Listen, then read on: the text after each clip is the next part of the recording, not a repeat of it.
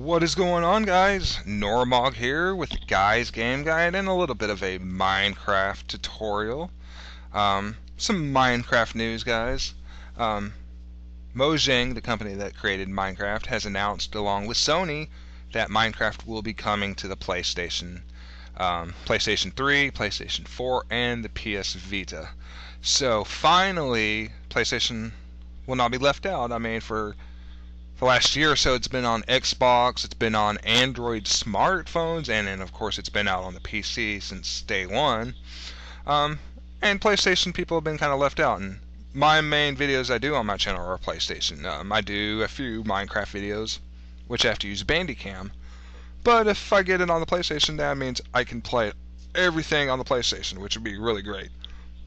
But nonetheless, in anticipation for the upcoming Minecraft for the PlayStation, I want to do a nice little tutorial, and my tutorial is going to be on my cocoa bean harvester collector. So here we go. You got the jungle wood and you got the cocoa beans growing. Come over here and you press this little button. Water's going to drop all the cocoa beans, and oh, there he goes. The water cuts back off. Notice the blue wool up there. And seems we collected 18 along the fence. I put the fence here to kind of collect any of the droppings, and it'll vary. Sometimes you'll get just one, sometimes you'll get about half the stack. Usually a stack is about 48. So there we go, we get 29. So let's see, we'll put that in there. 47, so almost, the full stack, so not too bad. And then, of course, you would take the one or two out you would need to reharvest and plant it.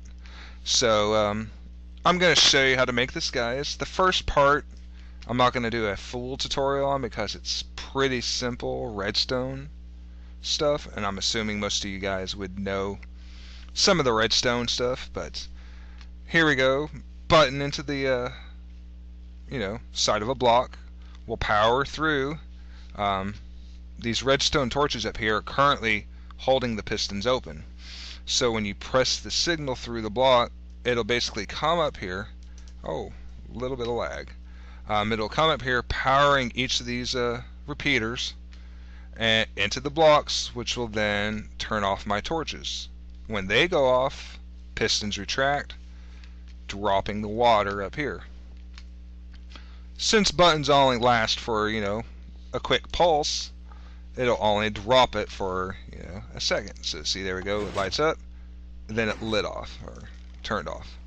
And there we go. And that would push everything down into the hoppers, down there.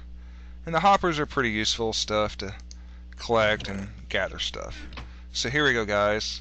We got a nice little demonstration set up over here. I think I got, cookies, speaking of which. So we're going to simulate this real quick. We're going to use the chest as the hoppers that the harvest would fall into. So here we go.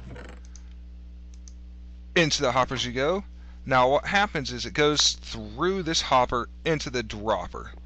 But as it passes through here, it'll indicate there's an item, which will then power the repeater, turning off the redstone torch.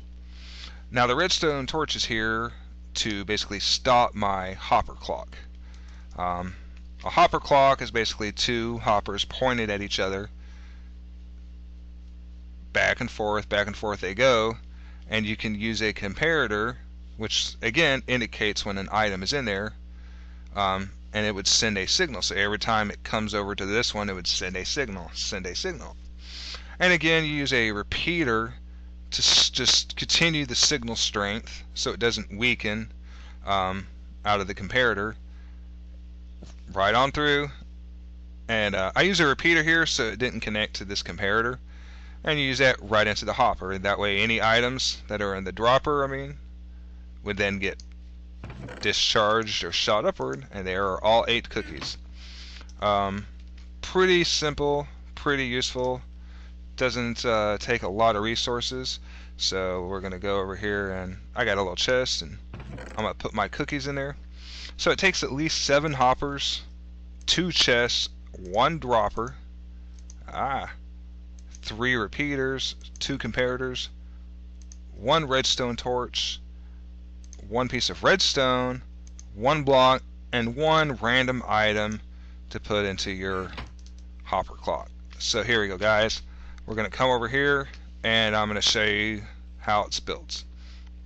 So again, dropper pointed upward, and then you want to get your chests and hold shift, and you can place your chest down. We'll go over here and put another one down. So now we have our gathering where we would collect everything. So now, start. It's holding control. There's one out, and then one back, and then we had the two into the side, and that's cow sock. Alright, missing all the buttons today. There we go. So that symbolizes the collector, and again we'll put another chest right here. We'll get rid of that one. So now what we need is our comparator over here into the redstone repeater, which will then come over here and power our block. Now we need a redstone torch here, and here comes the hopper clock.